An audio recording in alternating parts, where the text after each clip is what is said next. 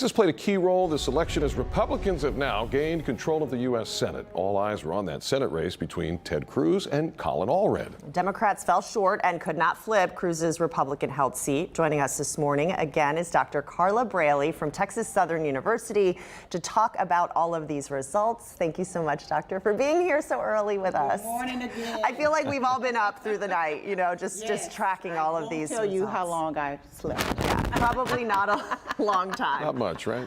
Doctor, let's talk about, the flip in the Senate and now the White House, because that Texas race, folks were watching, for flipping the Senate, and that was a big role that it played. So what is the message for and from the American voters? What did they send?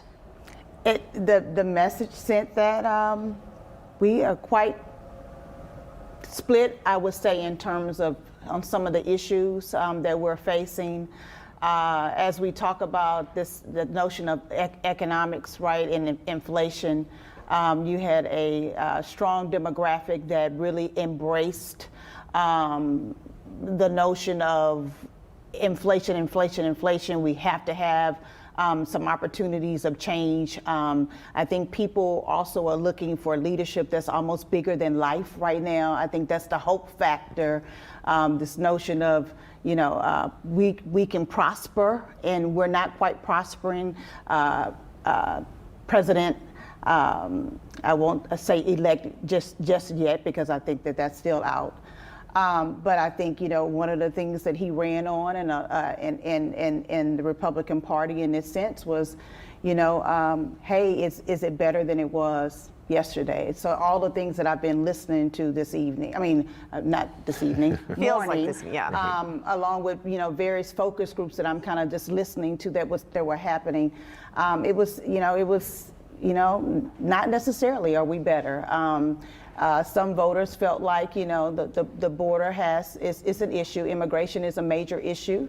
And I think that we can see the split that even happened, that we're seeing now. Numbers are still, we can't really provide I would say, a very relevant analysis right now. That's going to take some time, but it looks like even Latino voters were quite split in terms of their voting in Democrat versus Republican in some of those issues.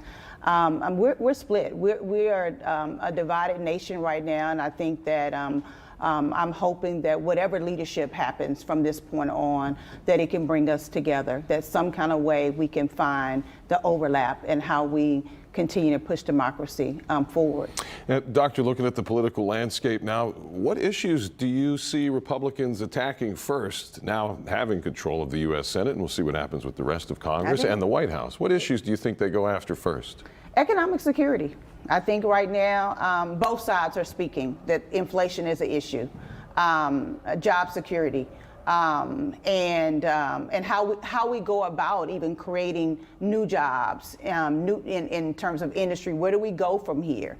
I think that's going to be a prominent issue, but I also think immigration and securing the border. The border's not going anywhere, is it? Yeah, Right. and I think that while we have some differences there, voters, as you can see, it looks like that former President Trump is probably going to get even, the popular vote as well. So we have some work to do, and I think that that's going to be at least two of the primary issues that they tackle early on.